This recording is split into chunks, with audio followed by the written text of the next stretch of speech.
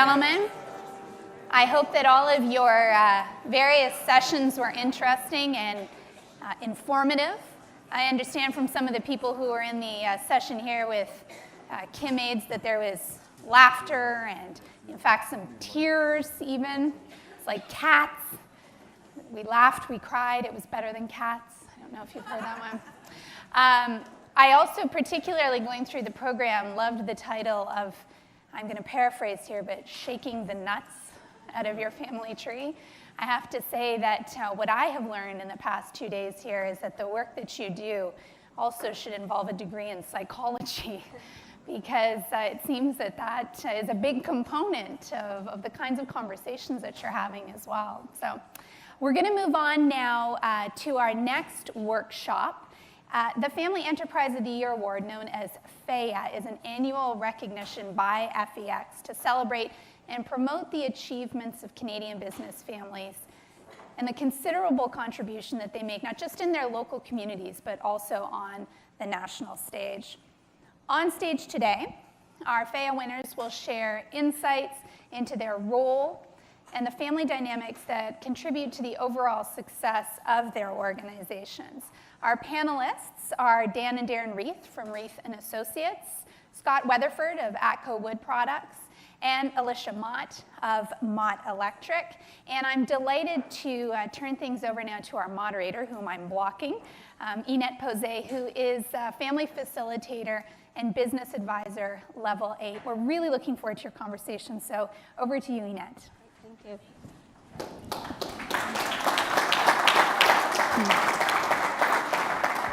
Okay, to get us started today and to set the context for the panel, not only what we're going to talk about, but to give you a sense of the kind of personalities that we have up here, we're going to play a game that my grandfather taught me called Pull My Finger.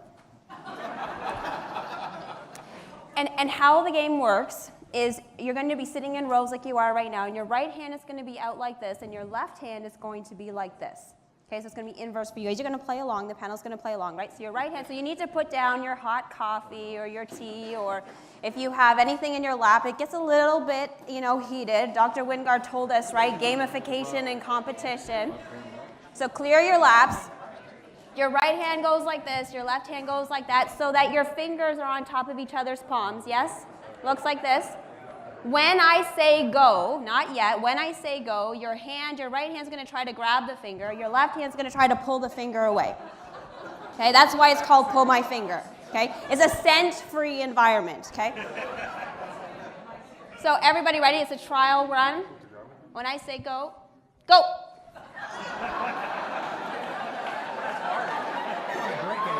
Everybody understand how the game is played? Okay, let's line it up again. Go. Okay, so who are the winners, right? How many people won that game, right? So my question for you is, why would I do an exercise like this when we are talking with the FEYA winners? Why would I introduce a game called Pull My Finger, and why did my grandfather teach me that game that's related to a family enterprise? And the reason why is because a lot of our journey as family enterprise leaders or family members or advisors is trying to figure out, when do we hold on to things and when do we let go? Okay, that was the metaphor. Okay, so I am excited to introduce to you the panel members for today. And we're going to start off by having them introduce themselves. We'll start here. Darren Reith from St. Thomas, Ontario. Sure, that's fine. Yep. I'm Scott Weatherford, Atco Wood Products out of Fruitvale, British Columbia. I'm going to give a little bit description. Yeah, so we are almost 60-year-old family business. We'll be 60 years next year, although unofficially, our history goes well beyond that, before that. We're, as our name implies, in the wood products and forestry industry. We manage forest land in south central British Columbia.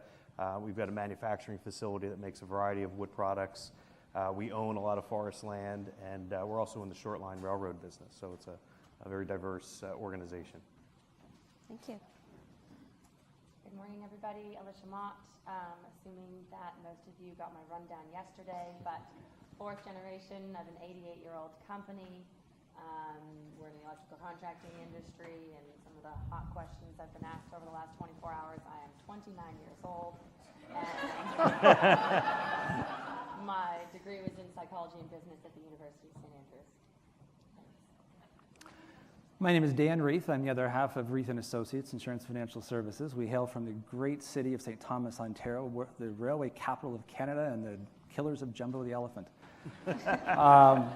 Our business is 104 years old this year. Darren and I are fourth generation. I manage the property and casualty side, and Darren takes care of our life and investment services team.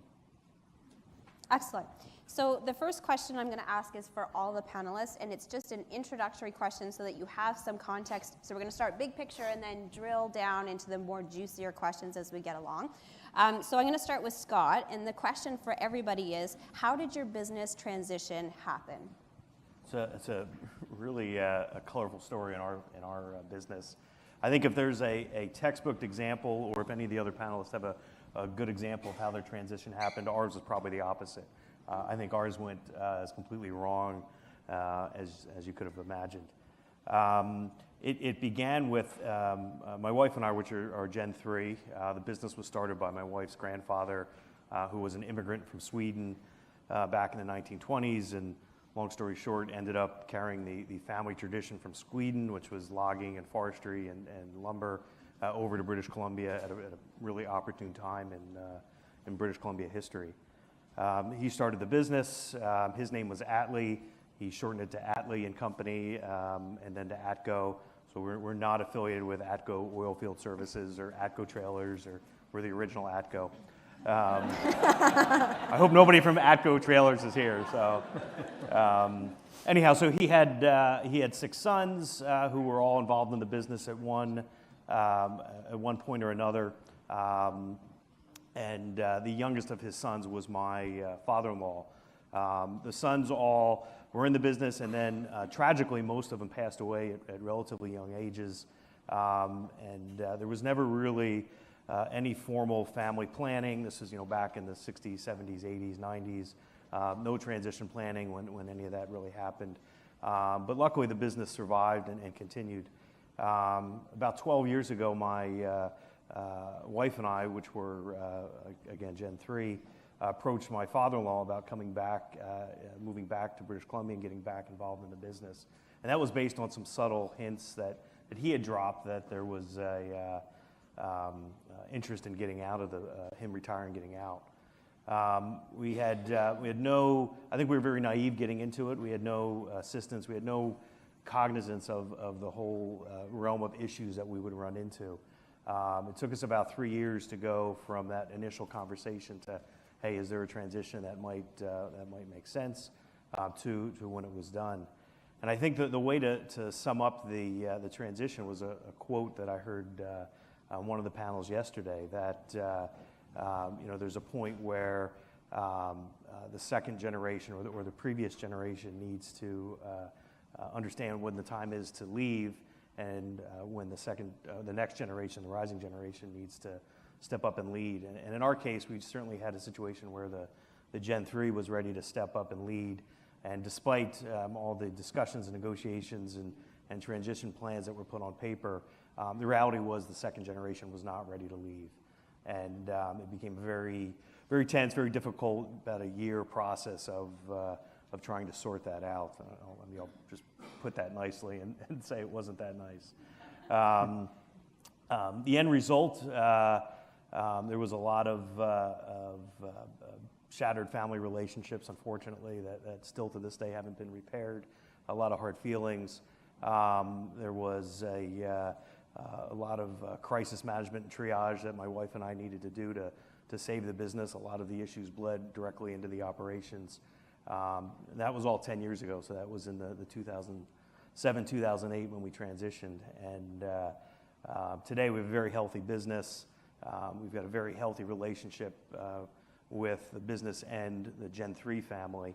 But like I said, unfortunately, there's a lot of damaged other family relationships that didn't survive that.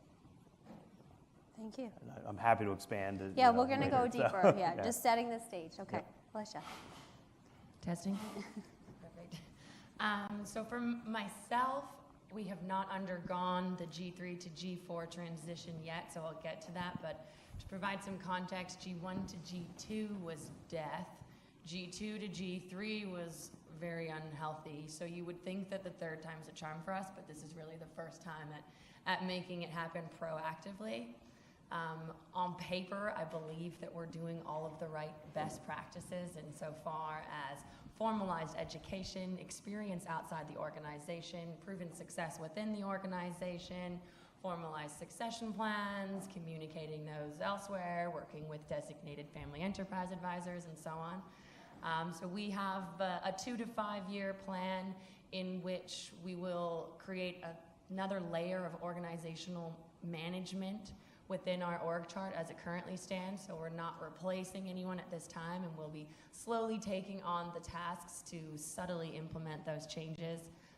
Further to that, my brother and I will be buying in as shareholders, the same as all of the other shareholders, both family and non-family in the organization, to set the precedent that we have skin in the game and there's no mistreatment insofar as family representation. Thank you. Dan and Darren. Go ahead and I'll fill in Sure. after you. I was there. Okay. It was actually summer of 1992. I was sitting by my parents' pool, enjoying unemployment and post-graduation. Contemplating going back to do my master's degree in public policy. My father asked me what my plans were, and I told him, and he said, well, I have a chance to sell the business. Do you want to join me or not? And so I gave it some thought, and I went back. I said, well, here's the deal. You get a fax machine and a computer, and I'll try it for a year. He said, a lease is 3 years. You try it for 3 years, and you got a deal. So that's what we did. That was 26 years ago. And that was 1992 I started. And for health reasons, I took over as principal broker in our highly regulated profession in 1994. And at that point, Dad pretty much just stepped back. He was there every day, brought his dog to work, took her for walks a couple times a day. He had his office relocated to the reception area where he spent his time dispensing advice to clients, staff, and to Darren and I. And then our actual takeover, or formal takeover, occurred in December of 2000 after he passed. Darren? So yeah, our father, one thing he was excellent at was when he was ready to get out, he got out. And I see so many business owners, they don't know when to get out. And he knew the time was right, so he exited. He was still around, as Dan said, to advise us, which was nice. But he handed the reins over and let us do our thing.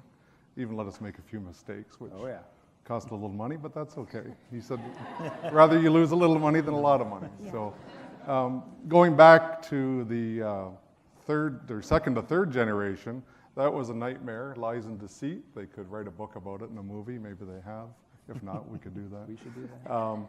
So we knew that on our transition and working together that if it didn't, our parents always said, if it doesn't work and it isn't working beautifully, then just sell everything and get out and to go your own way. So having seen what happened where our grandfather kind of had to sneak into our house to see us and because our father didn't want him at the house, we knew that we had to get along and the transition had to be good or we just wouldn't do it at all. Our G2 to 3 was really ugly. It was really probably the grotty side of family, maybe similar to yours. We'll have to exchange notes later. But we never saw our grandparents for almost 15 years. And they just didn't exist.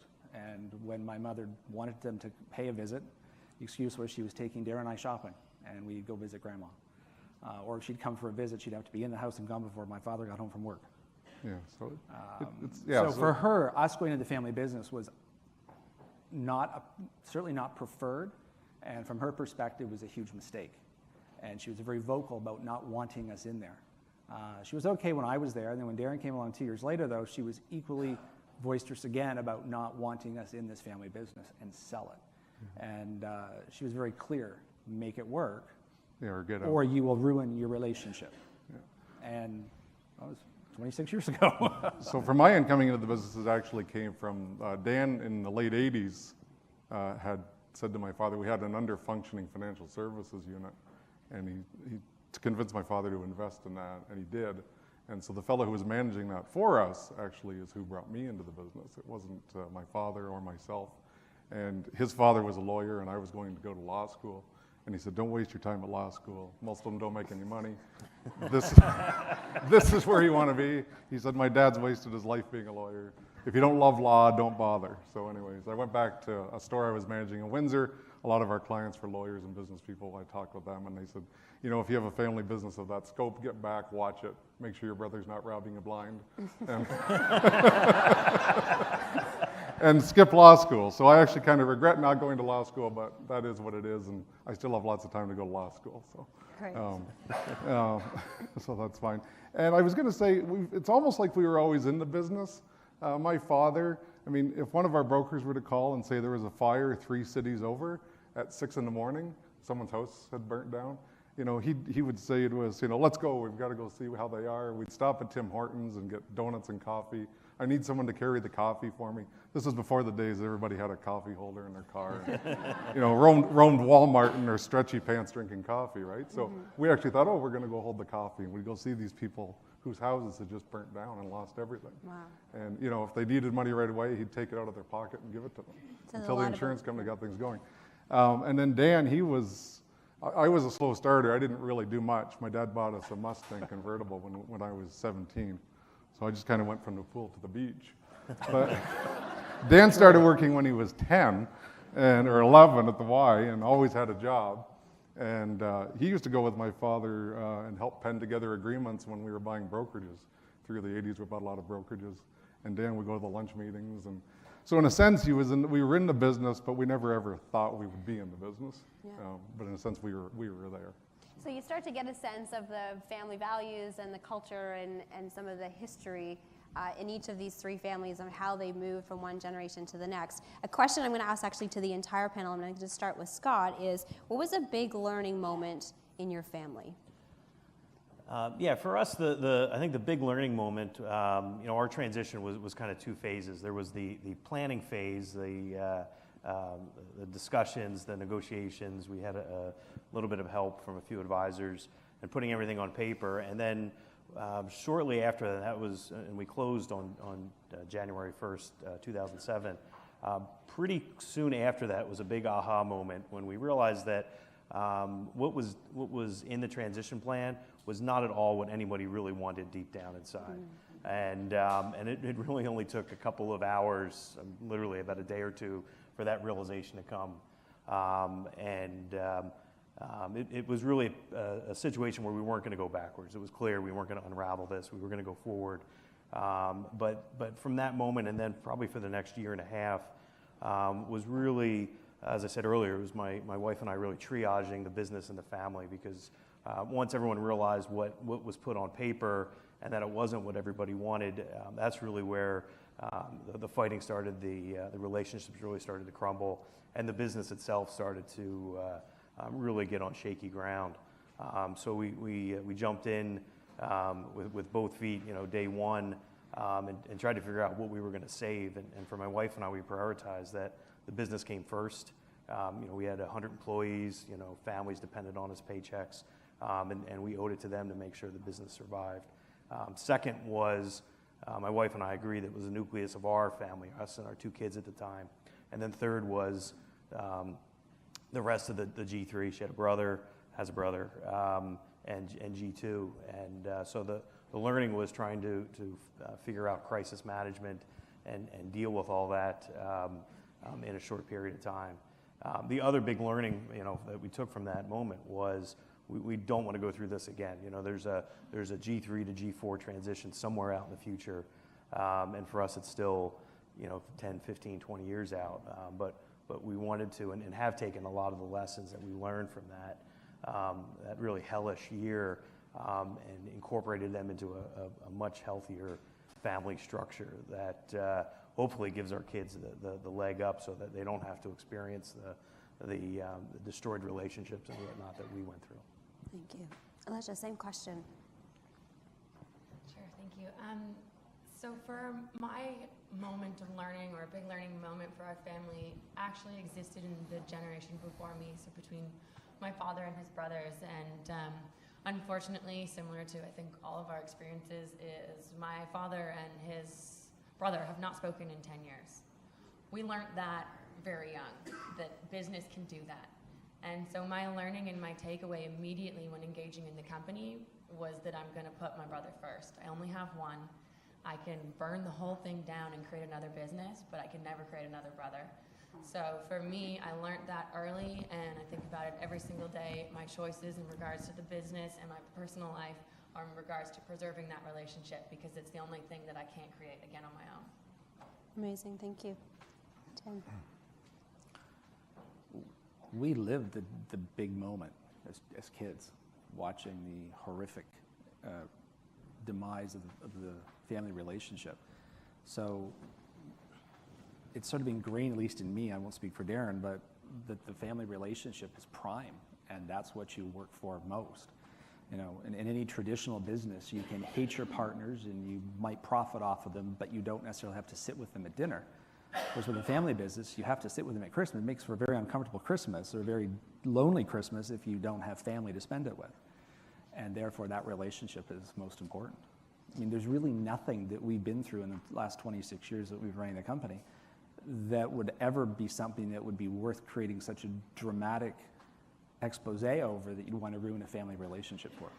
At the end of the day, it's just a business, and you can always start another one. Darren, can you elaborate a little bit about how co-leadership works between the two of you? Because I know that was a question from some of the other panelists, and I'm sure from our audience members. How does that work? Yeah, well, fortunately, it's worked very well. I mean, we have two divisions, and so we can kind of mind our own business and worry about our own regulations. But at the same time, for overall management, we just work within unique ability, and it could be fortune, it could be luck that we agree on just about everything, and we have different abilities that we enjoy doing. So Dan enjoys doing a lot more staff management. I enjoy working on a lot more of the sales techniques and that sort of thing with the team. So we just split up through our abilities that way, and it works out really well. So. Okay, so question again for the whole panel, going down the family dynamics road. What does it take to have a successful family? I'll jump in. And I'm going to answer that just from the context of the family business. I'm not a psychologist. So there's a whole different world we can go to there. But I think from the family business, the successful integration of the family and the business and vice versa.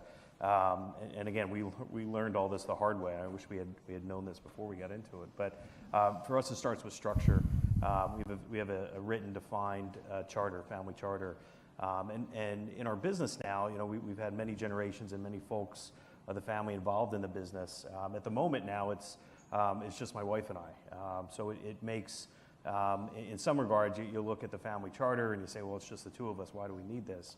I guess if it was always just the two of us, we probably wouldn't. But as we look at the past and then look toward the future, it becomes very clear to us why we need structure. And that structure defines our values, our family values, defines our family vision and mission, defines policies and philosophies on how the family and the business interact. So that's a key piece of us, of how we maintain a healthy family relationship. And then from that, we get to boundaries. My wife and I have very clear and distinct roles with regards to the business, and it's clear, she doesn't step into my world and I don't step into hers, and it's very well defined how we interact and how we don't interact. And over the last, like I said, it's been 11 years now since our transition. It's worked out very well to maintain a healthy family life, a healthy business, and a healthy interaction of the two. Thank you. Alicia. I think for me it's a simple answer, and I don't have my own family, so I look forward to being able to articulate that at a later time. And so far as what does success look like to me, for my family, it's been about communication as the prime operative in our relationship. Communicate about everything and frequently, and really it's that simple to me. Communication can fuel the engine, steer the ship, and weather the storm. All you need to do is keep those doors open, and so it's simple for me. Thanks. Thank you. It's trust, it's respect, it's communication, and it really is recognizing each other's unique ability and not trying to force one sibling or one partner into a role that they're really not meant for or not fit for. I think from the generational piece, it's critical that when the next generation comes along, the first generation, second, or whatever, the departing generation gets out and stays out. And that was part of our success. We had some failures. My father very happily smiled and said, "Don't think that's a good idea." Well, should I do it or not? That's not up to me to say. It's your business. You decide. And when one of the deals fell apart and we lost money, he said, well, I told you that wasn't going to work. I said, well, why didn't you say something sooner? Would you have listened? Probably not.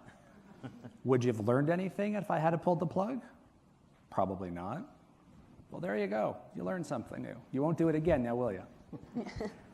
And I think that so many family businesses, there's a struggle there because when mom and dad when the kids come in, mom and dad want to hang around. They need that sense of their own self-importance. They're not prepared to give that up. And if mom and dad can't give up that sense of self-importance or find their own sense of self-worth somewhere else other than that operating company, then don't bring your kids in. And if you can't trust your kids, don't bring them in. Not every family member is really suited to be in the family business, let alone run a family business. Maybe they should just be a quiet shareholder and get a dividend every year. But for us, it's trust, respect, communication, and being allowed to make mistakes. So I'm going to go deeper on the conversation and communication among families. And one of my favorite questions to ask families is, what's an important conversation that families need to have but often or sometimes avoid? So whether it's your family or just in general.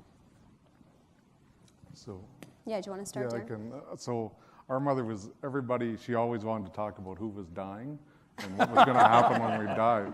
And she loved that conversation, from assisted suicide to whatever. So in our family, we're always talking, and maybe because we're also in the insurance business, but we're always talking about who's dying when, and I've got 16 years left, or I hope I've got 40 left, but whatever. But, and even for our kids, and when Dan and I were young, we knew what was going to happen if Dad threw a stroke and dropped dead, I can remember when my father did die, he'd had a stroke, and we were rushing behind the ambulance to the hospital, and I called my mom, and she said, "Oh, good Lord," she said, "tell them no heroics. I don't need a vegetable to take care of for the next 20 years. And then we went into the emergency unit, and she came, and she said to the nurse, "Who's on call?" I won't name the doctor, but she said who the doctor was, and my mother said, "Oh, well, thank God your father doesn't have a chance."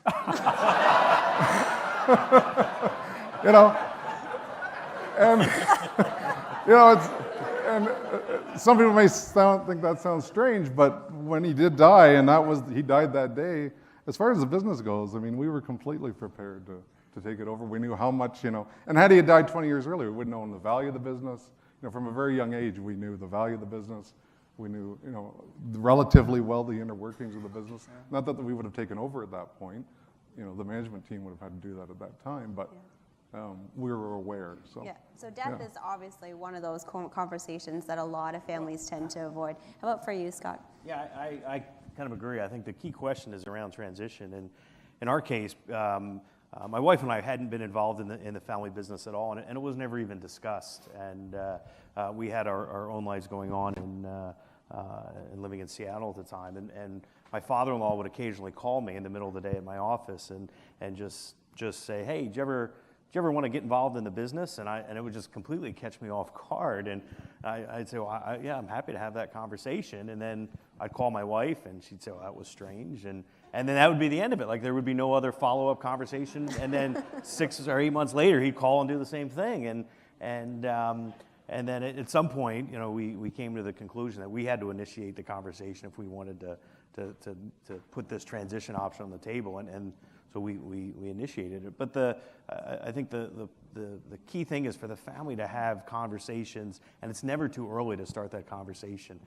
We've got an 11 and a 15-year-old at home, and we have that conversation at the dinner table. It's not it's not a detailed, in-depth, okay, this is how the transition's going to work in 25 years, but it's starting to introduce the kids to the concept of transition and the business, and to make sure it's cognizant, and more importantly, to make sure that the kids know that it's an open and free conversation that we want to have at the right time, and that was never the case with our previous generation. So just making sure that's an open door to have that conversation is important. Thank you, Alicia.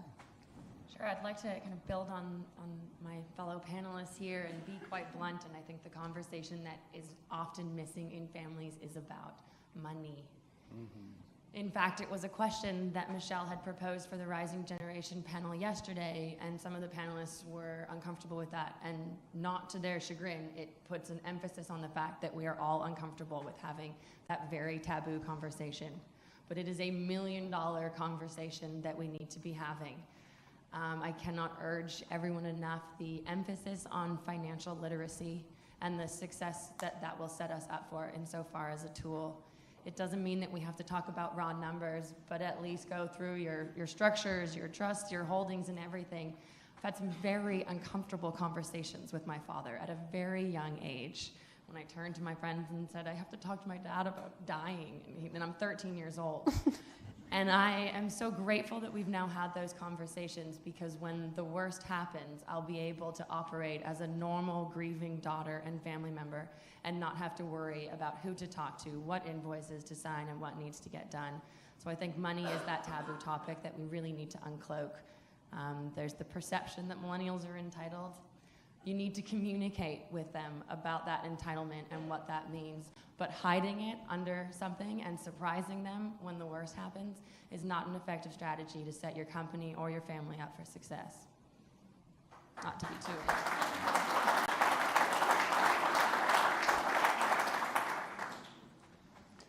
I agree with all the points, but even beyond financial literacy, it's financial reality. Tell your kids how much money's in the bank. Make them aware of it. I'm amazed by some of our clients that Darren and I work with that are family businesses successful in our area, and mom and dad don't have wills, or don't have a modern will, don't have a current will. There's no life insurance, there's no adequate life insurance, there's no disability, no critical illness, there's no long-term care. And there's this fantasy with some of the children that mom and dad are rich. There's money here, because there's a cottage, and there's a winter home, and a summer home, and there's a Mercedes in the driveway. We're rich. Well, you might just have cash flow. And this is a reality that I think a lot of family businesses, maybe mom and dad are afraid to admit their shortcomings, or they're afraid their kids aren't properly raised, so they might suddenly become too entitled and want to go spend on that corporate credit card that they shouldn't really have, but we give them anyways.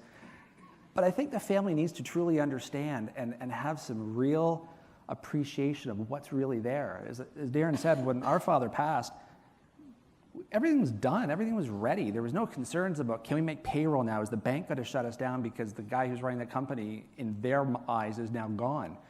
Lots of life insurance, everything was taken care of. I took the month off. Darren took the month off. Company still ran. Everything was fine. I went in and signed a couple of checks every once in a while. But the point being is we had everything put into place, but we also knew the reality of what the finances were. And I think that's a problem, that a lot of families don't want to have that conversation for whatever reason, but you got to have it. You got to have it. I was just going to add too, so many families now just have a lot of money stashed away, and I think a lot of times they don't have that conversation when the kids are younger about how much money they're actually going to inherit. And I think it's important for the kids to know, because I think inheriting a lot of money and not knowing it's coming is as bad as, it's like a lottery, so you don't know what to do with it. So I think you need to prepare the children for whether it's money or an operating company to know how to deal with it when the time comes. Thank you. So we're going to move into the last part of our panel discussion, and the panelists had questions they wanted to ask of one another. So I don't know do you want me to read the questions that you guys gave to me, or you remember your questions for each other? You're good at it. I'm good at it. Okay. So Dan and Darren had a question. I'll start with Alicia first. And the question that they had for you was, given what you've achieved in what is a traditionally male-dominated industry, where do you see yourself 5 years from now? Good question, gentlemen. Thank you. Given what I've achieved and what I've shared so far, I would like to see myself as the president of a very happy and healthy Model Electric. I think we're putting the right processes in place to get there. Gender aside, I would always believe in the best man, woman, and everything in between for the job, and I want to believe that I'm the eligible candidate for that, irregardless. That being said, I think being a female in the electrical industry has offered me opportunities that perhaps are leg up. I don't relish in acquiring the power that way, but I intend to use it wisely. And so I hope that in the next 5 years, I can continue to use my voice and advocate for the evolution of our industry, the equality of our workforce, and generally, promote positive work ethic and so on. So that's where I'd like to be in 5 years. And further to that, I would like to continue to, bring humor into the organization and exercise emotional intelligence and share the values that I think I bring to the table as a new potential president. Thank you. And their question for Scott is, what do you perceive to be the dangers, strengths, and opportunities that will either impair or contribute to reaching your 5-year plan? Yeah, that's a great question, and it kind of speaks to the heart of our business, or some of the key drivers of our business. We're in a commodity business. We produce a wood product that's sold basically as a commodity. Our inputs are largely commodity prices, timber and energy. So when you look at our business, we have very few levers that we can push and pull to change our financial health. So that does keep me up at night. Foreign exchange rates, tariffs, lumber pricing, timber pricing, things like that. We're price takers, not price makers. But the areas where we do have the ability to control is where we focus our time, manufacturing cost, overhead, and that's where we do have some opportunity. And the way we take advantage of that opportunity is being we see being a family business as being very unique in our industry, in our sector. It's dominated by lots of large multinational corporations, being able to make our decisions at kitchen tables in little Fruitvale, BC, as opposed to boardroom tables in Toronto. And no offense to people who sit at boardroom tables in Toronto, but that gives us a real competitive advantage. And we take the idea of family business and extend it beyond just the bloodlines, and we wrap all of our employees and customers and suppliers together and bring them in the tent, and we, through various processes and engagement, we get everybody involved in not making decisions, but having input into key decisions and sharing information. And so I think that's really where our opportunity lies over the next 5 years to do more of that, so we can push and pull the levers that we do have control over. Thank you. So, Alicia, your question both for Scott and Dan and Darren, but we'll start with Dan and Darren first. How do you respond when personal goals deviate from organizational goals? Yeah, that's a very interesting question. I mean, from an organizational standpoint, I think of it in terms of, in general terms, it's the management team and the staff that'll drive the goals. So, as long as we agree on the goals, and knock on wood, we have thus far, so that's good. And then it's just a matter of finding common ground. If we didn't agree on something, then we'd have to find some common ground. As far as philanthropy, as far as the business goes, it's really dictated by our employees, and we donate based on who they're working with and volunteering for and that sort of thing. And on the personal side, we just take it it's our own. So I don't pay much attention to what he's doing from that perspective on his own, and I do mine with my family and make our decisions that way. Thank you. Yeah, did I miss a part? No, It's a long that's pretty question. good. Dan, you want to fill anything in? From a philanthropy perspective, personal donations we typically make anonymously. We just prefer that. Corporate donations, we have a program set up, so we support those groups and agencies that our staff are involved in actively, and we also limit those to organizations that are clients of ours, and we commit that way. One year we discovered we spent about $30,000 in donations randomly to pretty much every group that came asking for something, so we set some policies tightly into place for that.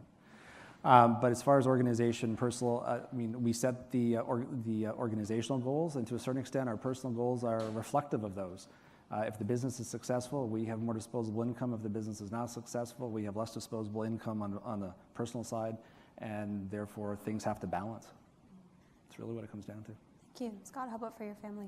Yeah, we're as I mentioned earlier, our family business is, the family members have shrunk to just my wife and I at the moment, and I'm very lucky from that regards in that there's not a big conflict between personal and business goals. When we took over the business 10 years ago, 11 years ago, we really had a blank canvas to kind of reinvent the business philosophies, practices, policies, and took advantage of that and changed many things in the business, products, some operations, culture, things like that. So we were really able to align the business with our personal goals, and my wife and I have very well aligned goals and things we want to see with the business. When it comes to things like philanthropic work, that's one of the areas that falls into my wife's bucket. But we have a written policy that her and I drafted that comes out of our family values in terms of the types of things we want to support, the types of things we don't want to support. We're explicit on which things we give money to and don't give money to. And we set a budget every year, and between the budget and our policy, we follow that. We do have disagreements from time to time. I mean, it'd be foolish to think we didn't. But luckily we've got, not luckily, but I guess planned, we put structures in place to deal with that. We've got a very engaged senior management team that we refer many discussions and even some of those push and pulls between my wife and I, we bring to the senior management team and bring them up. We've also put in place a independent advisory council that's worked out really well. So we'll bring items to them as well that either in addition to our senior management team or things that we don't want to specifically discuss with our senior management team, we'll bring them to our advisory council to sort out how those personal and business goals should align. So it's, but all in all, like I said, it's been great to have just this blank canvas for my wife and I to build the vision that we wanted to see for this, for the next 60 years of the family company. Okay. So last question from Scott for Alicia and Dan and Darren. So bear with me, he's got some context that he had here. Almost inevitably, a multi-generational family business will have children or the next generation growing up in the shadows of the family business. How do you strike the right balance, providing the children a healthy understanding and appreciation of the family business and legacy, especially in their teenage years, without burdening them with the obligation to carry on the business for another generation? It's a good question, and I'll start with Alicia. Sure. I don't want to repeat myself, but I did give some insight to this yesterday, and I really think that the education, the information, the preparation, the communication, all crucial. However, the burden only comes if it is such, and it has to be a choice. And I think providing experience and education outside of the organization is going to allow them to make their own informed decisions. You can bring those kids and horses to water, but that doesn't mean they're going to drink it. And I think providing them the opportunities that they know that they can have would be crucial. On the flip side of that, I think everybody, we've talked about it, needs to be cautious of the entitlement side of it. So have the communications about monetary values or structure. But, my dad told me he shopped at Value Village just so I could go to university. Whether that's true or not, it instills the right ethos about understanding the value of money and working hard for it. And I think if you can strike a balance for those two things, your kids are going to be in a great position. Thank you. Dan and Darren? No kids for me. I can barely afford myself, let alone children. But me growing up, I won't speak for Darren, but I was never felt that there was a sense of growing up in the shadow of a business. We knew about it. As Darren shared some stories, we'd go to claims, we'd go to fires, I was taking the business calls, I'd sit with the accountants and the bankers, and so we were included in things, but it was never presented as you're going to come learn about the business now. And at the same time, we were encouraged. I was encouraged, go get a part-time job. You want to buy that sweater? Go get a part-time job. We weren't offered a job. I was never offered a filing job or any sort of thing within the family business, and I worked outside the whole time. I got up, became a lifeguard as quick as I could, and that was my money all through high school, university, and if I wanted something beyond that, I'd have to make a pitch back as to why I needed some more money, because the lifeguard earnings weren't really what I'd hoped they were. So there was never that sense of entitlement ever presented, because we were expected to be independent and expected to actually go make your own way in the world. And as we shared today, how we came back to the family business. So yeah, there was never that sense. Mind you, we were also made aware of things as we've discussed, but we're also made aware that our behavior was also reputational. We were always made very clear, better not do, because your father has to make money in this town. So, if you're going to do something bad, go out of town and do it.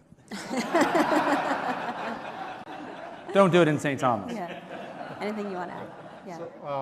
So I have two boys, 11 and 14, and we have a meeting every year. We've formalized a little more than what our parents did. And we have a meeting every year with Dan and his husband, and we'll meet at a club. And when the kids were younger, they'd end up on the putting green or shooting pool or something. My oldest now is more interested. He's 14, so we talk about as a family sort of where the business is, where the investment portfolio is, and what that looks like in the future, and taking over the business. So we talk about it. They know that they're welcome. They know that we're building the business for them to take over. As stewards of it, that's, we're building it as though they'll take it, not as though we're selling it. At the same time, my wife and I encourage them to dream, and my oldest loves Walt Disney, and so we spend a lot of time talking when you think of what Walt Disney created, and so we talk about the boys creating their own thing, and maybe what they create will work inside of the business or outside or relate, and maybe they'll just do their own thing. It doesn't really matter. And right at the moment, my 14-year-old, he is going to be on the PGA Tour. He's got about a 7 handicap.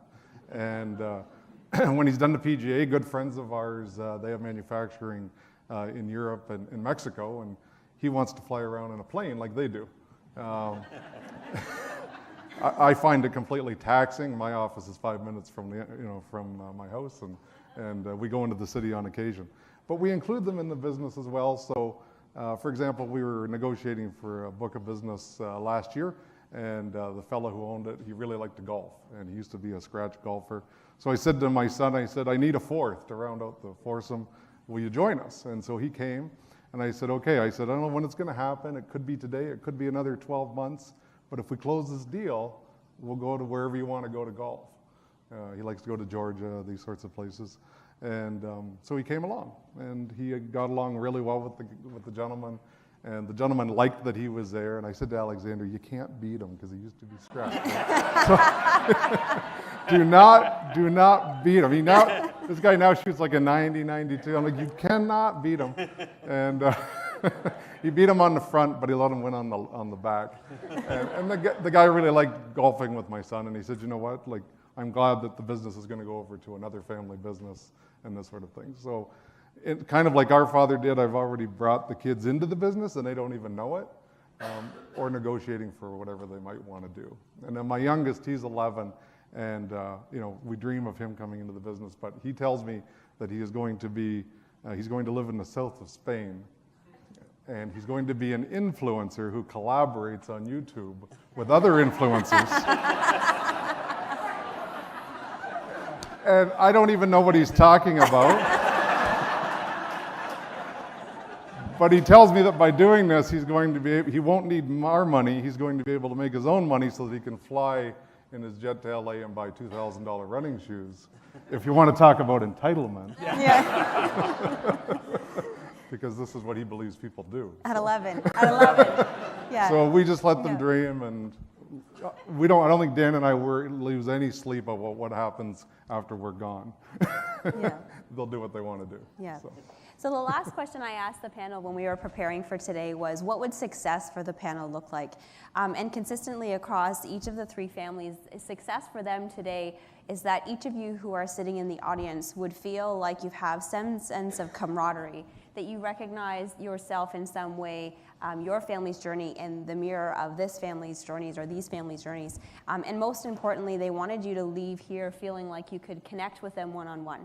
So you have an entire evening this evening, not only with our FEYA winners, but your peers that are in the room to continue the conversation, to ask those pointed questions or direct questions and share those war stories. So I'll leave that with you and encourage you to continue the conversation. This is just a start, but I would say across our panel, you're very much open to the one-on-one conversations. So please help me in thanking our three FEYA winners for their wonderful contributions today.